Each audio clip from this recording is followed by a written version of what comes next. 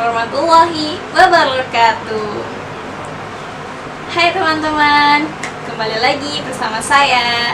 Nah, sekarang kita sudah masuk ke part ketiga. Di part ketiga ini saya akan sharing tentang makharijul huruf. Sebelumnya, apakah ada yang tahu yang dimaksud dengan makharijul huruf? Oke, saya akan menjelaskan apa yang dimaksud dengan makharijul huruf.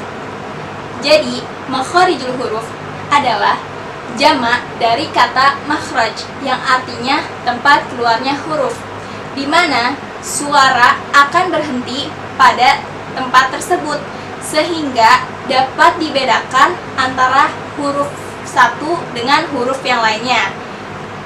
Oke, jadi langsung saja. Makharijul huruf ini terbagi menjadi 5 bagian. Nah, di part ini saya hanya akan menjelaskan beberapa saja. Yang pertama, al-jauf. Al-jauf atau yang lebih dikenal sebagai rongga mulut dan rongga tenggorokan terbuka. Di rongga mulut dan rongga tenggorokan terbuka ini ada huruf yang namanya huruf mat. Nah, yang pertama, alif. Alif yang didahului dengan harokat fathah. Yang kedua, ada ya sukun yang didahului dengan harokat kasroh. Dan yang ketiga, ada ya sukun dan yang ketiga ada wa sukun yang didahului dengan harokat dhammah. Nah, 3 huruf tersebut dinamakan huruf mat. Dan itu ada di al-jauf, rongga mulut dan rongga tenggorokan terbuka. Nah, selanjutnya yang kedua ada al-halq atau yang lebih dikenal sebagai tenggorokan. Nah, jadi di bagian tenggorokan ini ada 3 bagian. Yang pertama ada di pangkal tenggorokan. Ya. Nih, jadi ini kan tenggorokan nih. Ya. Nah, pangkal tenggorokan, yang namanya pangkal tenggorokan itu di sini. Nih, pangkal tenggorokan. Ya, jadi ada pangkal tenggorokan, ada tengah tenggorokan, dan ada ujung tenggorokan. Oke, yang pertama kita bahas yaitu pangkal tenggorokan. Pangkal tenggorokan ini ada 2 huruf. Yang pertama huruf hamzah atau a. Yang kedua huruf h ya, bukan h. Oke, jadi lebih memastikannya apakah sudah pas di makharijul hurufnya, kita taruh tangan kita di bagian pangkal tenggorokan ini, ya. Jadi a a a a a a h h h h a h a h a h. Oke. Lalu yang kedua, bagian tengah tenggorokan. Nah, tengah tenggorokan ini ada 2 huruf, ain dan ha. A a a a ha ha ha ha. Oke. Jadi yang ketiga, ujung tenggorokan. Ya, ujung tenggorokan di sini. Ya. Nah, di ujung tenggorokan ini ada 2 huruf juga, yaitu huruf gha, gha, kha, gha, kha, gha, kha. Ingat ya, huruf gha bukan go. Ya, karena banyak orang yang melafazkan huruf gha itu jadi go. Ya, jadi mulutnya dikedepanin gitu, padahal enggak. Ya, padahal yang bergerak itu makharijul huruf. Nah, karena gha dan kha itu ada di ujung tenggorokan, kita fokus ke ujung tenggorokan itu, ya.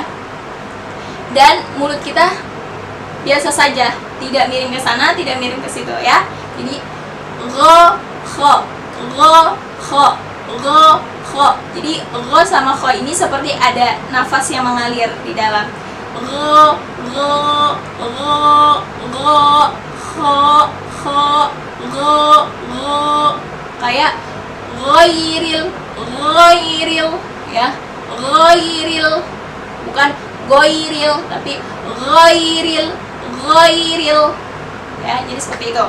Nah, Sekarang yang ketiga, makharijul huruf yang ketiga yaitu lisan atau lebih dikenal dengan lidah. Nah, di bagian lidah ini banyak sekali makharijul hurufnya. Ada tempat-tempat, ada bagian-bagiannya. Nah, di sini saya hanya akan membahas 2 makharijul huruf yang ada di bagian lidah. Nah, yang pertama ada di pangkal lidah. Perumpamaan ini seperti lidah. Jadi di bagian pangkalnya sini, bagian pangkal sini, ini terdapat huruf ko. Ko. Jadi huruf ko itu jelas ya. Ko, ko, ko, ko gitu. Nah, maju sedikit. Nah, maju sedikit di sini nih. Ya, di pangkal lidah, maju sedikit. Itu ada huruf K. Ingat ya, K bukan O, tapi K. Jadi ada sedikit nafas, ada sedikit nafas yang keluar. K, tapi bukan K, tapi K, O, K, O, K, O, K, gitu. Ya, O, K, O, K. Nah, jadi itu makharijul huruf dari al-jawf, al-halq, dan al-lisan ya. Nah, jangan lupa untuk dipraktekkan di latihan-latihan lagi ya, karena semakin kita mencoba maka akan terbiasa ya. Jadi jangan malas untuk mempraktekkan.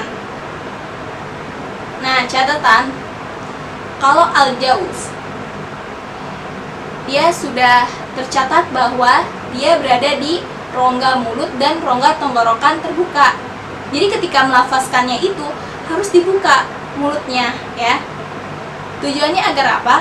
Agar terlihat, agar terdengar jelas bahwa huruf yang akan dilafazkan dan sesuai dengan makharijul hurufnya.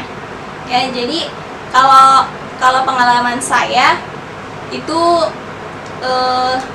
saya semakin buka tuh mulutnya ya, kayak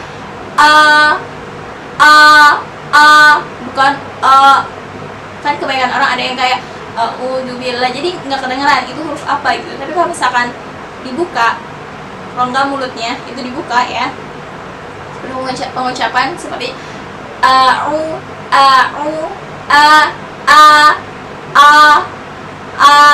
ya, wa, ba, ta, sa. Jadi semakin dibuka itu semakin jelas dan terdengar jelas huruf-huruf yang dilafazkan.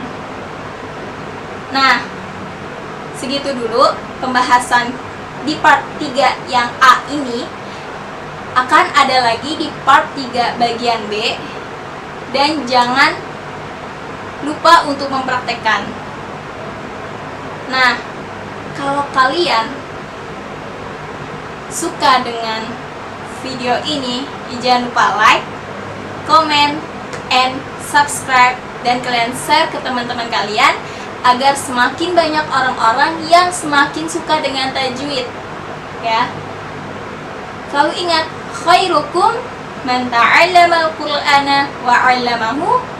Sebaik-baik kalian adalah orang yang belajar Al-Qur'an dan mengajarkannya. Barakallahu fikum. Terima kasih. Wassalamualaikum warahmatullahi wabarakatuh.